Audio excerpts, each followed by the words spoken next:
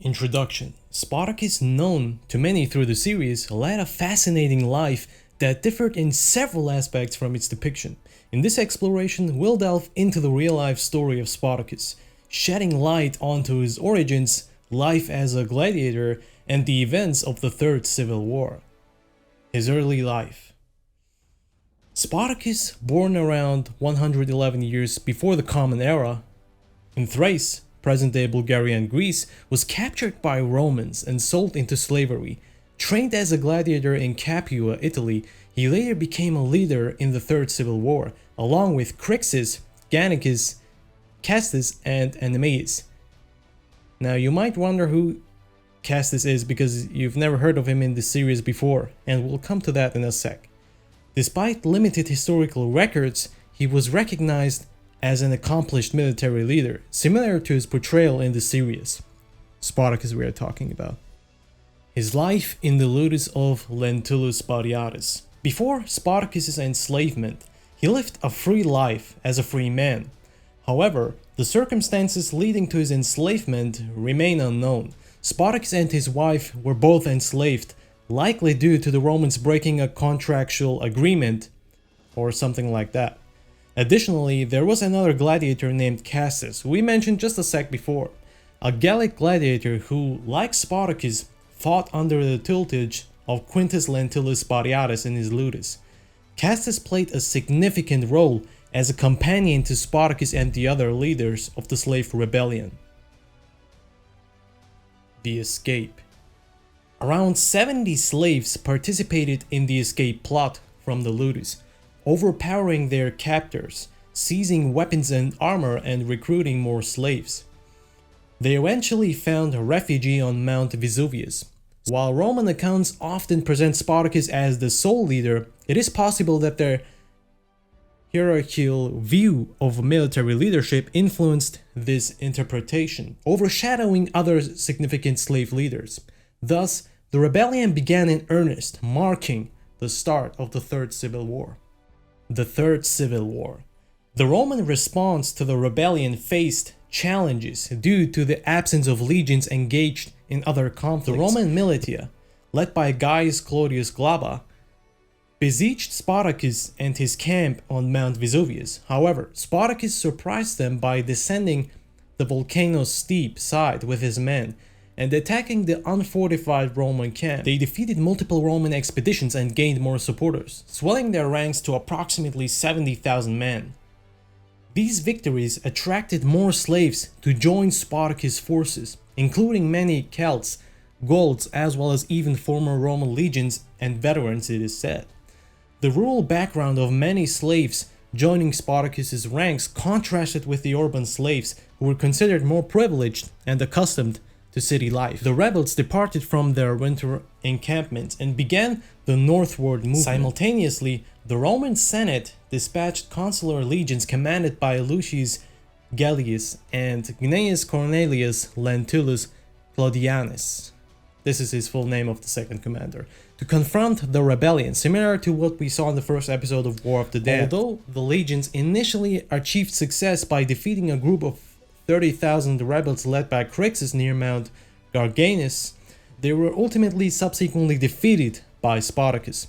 The Senate appointed now Marcus Licinius Crassus, the wealthiest man in Rome and the only volunteer for the task to quell the rebellion. Crassus assumed command of 8 legions, totaling over 40,000 well-trained Roman soldiers. Employing harsh discipline, Crassus instilled fear in his troops by reviving the punishment of decimation, as we had seen with War of the Dead. When Spartacus and his followers, for unclear reasons, retreated to southern Italy and subsequently moved northward again, in unclear reasons, early 71 before the Common Era, Crassus positioned 6 legions along the region's borders. He also detached his legate, Mummius, with 2 legions to flank Spartacus. Although Mummius was initially ordered not to engage the rebels, he launched an attack at what appeared to be an opportune moment, but was ultimately defeated, which was displayed similarly to Tiberius and him attacking the army of Spartacus even though Crassus had told him not to. Crassus' legions achieved several victories, forcing Spartacus to retreat farther south through Lucania. Crassus gained the upper hand as he advanced. By the end of 71 before the Common Era, Spartacus found himself encamped in Rhegium, also called Regio Calabria, near the Strait of Messina. This is where we come to Sicilia, where Spartacus struck a bargain with the Sicilian pirates, who ultimately betrayed him, as depicted in the series. Although minor sources mention the rebels' attempts to build rafts and ships to escape, Crassus took measures to prevent their crossing to Sicily, leading to the abandonment of these efforts and the city. Spartacus's forces retreated towards Rhegium now again, where they were under siege and cut off from their supplies, but they had no choice but to do so. The final battle. Crassus had already been defeated by Rome, leaving Spartacus and his army to confront Crassus, whilst Gannicus and Castus fought separately in different locations to gain more men as well as more victories.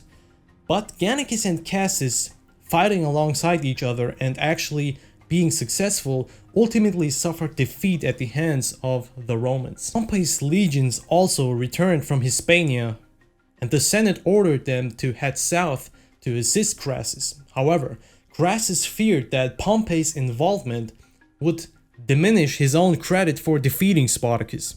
Spartacus tried to bargain with Crassus after learning from Pompey and his participation in this war, but it was ultimately unsuccessful and declined. Spartacus in the end was defeated, and it is unknown how he was really killed or how he was fallen. The rest who escaped of the rebellion were also captured and killed, and it's even said that Spartacus killed his horse before the final war, as he knew after the bargain was declined, it would be his last war he fought. Spartacus likely died during battle, and he was likely never really identified, nor was his body ever found, or they never really knew who he directly was. So yeah, that's that for it. Nonetheless, Spartacus was one of the most successful fighters for freedom and warriors, as well as a gladiator to have ever existed in history, and his story is still known to this day. As a finishing standpoint, I want to summarize some events that were different in real life than in the series. Castus, as already said, was not depicted in the entire series, but he was one of the leaders and companions of Spartacus and the others, and was a big part in the rebellion and the outbreak. Castus is actually portrayed by Agron, but they didn't go with the name Castus, I guess for plot point story-wise decisions. So Castus is Agron as in history and in the series. I don't know exactly why they didn't give him the name Castus, but anyways. Castus was displayed by Agron and as one of the leaders. Gannicus did not fight so close to Spartacus as in the series. He and Castus were at different locations, also having taken most of the rebellion fighters, leaving Spartacus with the rest. Their goal was to gain more victories and more men, recruition. Gannicus and Castus died together in the battle against Crassus and other Senate members' legions. The leader, Castus, was replaced with Agron within the series as already said, so Castus was basically Agron as one more leader. There is a Castus in the Spartacus series from the pirates in Sicilia, but he was portrayed as a different character than history writes it, so the Castus in the series is not important for the historical aspect. Agron portrays the true Castus. Pompey claimed some of the fruits of success for himself because he had captured a few escaped slaves on his way back from Hispania, and found this enough reason to say he earned all the praise for defeating Spartacus.